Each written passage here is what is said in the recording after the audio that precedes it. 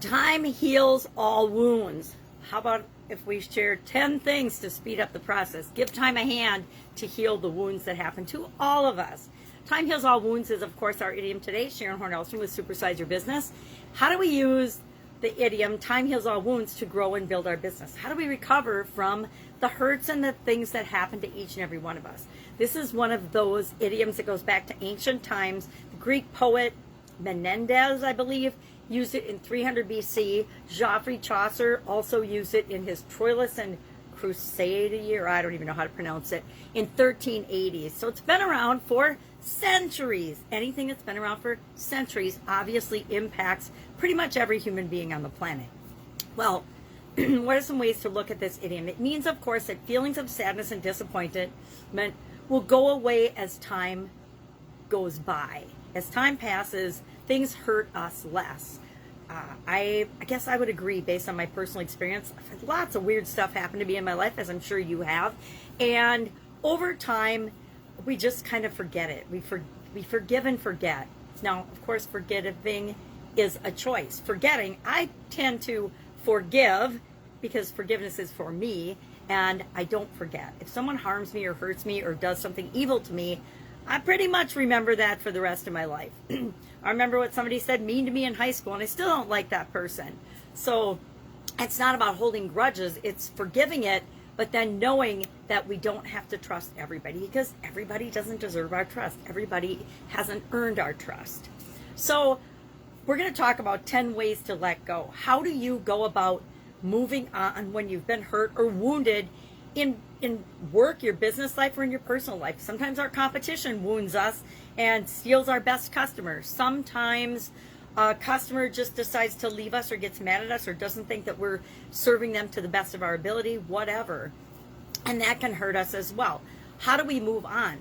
I say first and foremost, what's the lesson to be learned in the situation, the relationship, the interaction, the business transaction? What can I learn from this so I can apply the lessons learned to the future so I don't ever have to repeat the mistakes or the lessons or the challenges that I've faced in the past? But what are 10 ways or more to absolutely positively reduce the amount of hurt and the wounding that we feel whenever we experience some kind of a hurt or a jilt or whatever you call it? There's lots of different ways. These are just some of the ways I've used. I find ways to create a mantra or a saying or an affirmation to counteract the hurt. If somebody tells me I'm fat and ugly, I will counter that with an affirmation that has something that has the absolute opposite effect of that. Why do I use that one? Because that's an example from high school, right? Where another thing I'll do is I will create physical space and distance between me and the situation, or myself and my business and the person or entity that has hurt us. But some entities we can't do that with, right? I used to be inspected by the USDA. I had a food manufacturing plant that processed food, and so it was regulated by the USDA, the FDA, the Department of Agriculture, and sometimes things would happen and they would think things were wrong, just like in tax code, it's subject to interpretation, and we would argue that they were right. Well, I don't have the freedom to say, IRS, I'm not going to do what you say. I'm not going to, you can sue, but that's a big lengthy process. Or FDA or USDA or OSHA or whoever you're interacting with. Sometimes we need to go along with it whether we agree with it or not. Or we need to figure out a way to make it acceptable for that entity whether we agree with it or not. But otherwise, I like to create physical distance between, say, my ex-husband and myself. We can work on our own life, our own continuous improvement, our own journey, our own business. We can continue to move forward toward our goals and not let the thing that has hurt us bother us. We can be gentle and kind to ourselves. We can allow ourselves to feel the emotions. We can accept that the other person or the other entity is probably not ever going to apologize. They might not even realize that they've done something to hurt our feelings or wrong.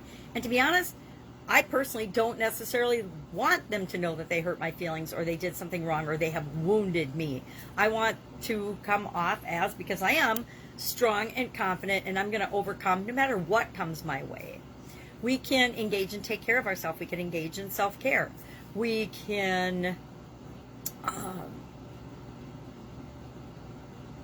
mind melt. Totally lost my train of thought. Have a sip of coffee. We can give ourselves permission to talk about it. We can talk to, excuse me, bad coffee drinker today. We can talk about it. We can give ourselves permission to talk about it with people that we know, like, and trust. We can surround ourselves with people that are our allies, that are for us, that support us, that nurture us, that help us to move forward after we've been wounded or hurt. We can choose to forgive. Again, I say forgive, but don't forget. And then sometimes we actually need to seek out and look for professional help, somebody that can really help us to get through a challenge faster. And maybe that's a traditional mind worker, or it's a non-traditional mind worker. Maybe it's somebody that does some other form of modality like NLP or meditation, hypnotism, whatever works for you to help you to heal faster. Because guess what? If we're broken and we have wounds, sometimes wounds and negative things and pain can drive us toward our goals, but oftentimes they slow us down from making the progress that we need. So love to know your experience with this particular idiom or expression. Time heals all wounds. I would say for me, totally true, but like the tips and the things that I've shared, I like to speed up the process. I don't want to wait for time to go by and get around to healing something that's hurt me. I just want to fix it, move on, and make progress so that I can build and supersize and grow my business, which is one of my personal goals and objectives. So share in the comments below your experience with this idiom, and I will, of course, be with you tomorrow with another interesting idiom. What does it mean? Where does it come from? And how can you use it to supersize and grow your business? We supersize and grow our business by making sure our life and that we're the person that can lead that supersized business. So healing our past wounds is incredibly important. Have an awesome day, and I'll, of course, be with you tomorrow.